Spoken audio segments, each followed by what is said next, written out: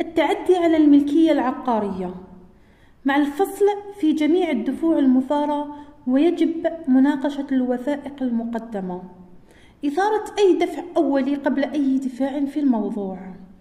من المقرر قانونا أنه يعاقب بالحبس والغرامة كل شخص ارتكب جريمة التعدي على الملكية العقارية، وعلى الهيئة المحكمة المطروحة أمامها الدعوى العمومية أن تفصل في جميع الدفوع، على أن تثار الدفوع الأولية قبل أي دفاع في الموضوع.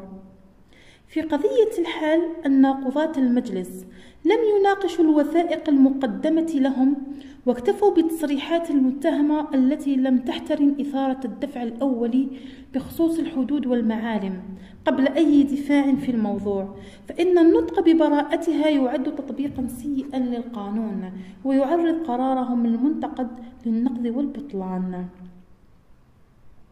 الوثائق الموجودة في الملف تؤكد كلها على وجود تعدي صارخ، ومن بين هذه الوثائق محضر معاينة شرطة العمران، وكذا شكوى للسيد رئيس البلدية، وكذا الإنذار الموجه إلى المتهمة، وبالتالي كان على المجلس الأخذ بهذه الوثائق والأمر بخبرة.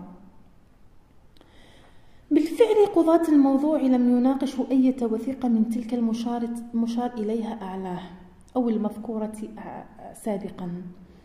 في الوجه المثار أنفا مكتفيين بتصريحات المتهمة فقط وإنكارها. في حالة إثارة دفع أولي بخصوص الحدود والمعالم، فكان يجب إثارته كدفع أولي قبل أي دفاع في الموضوع.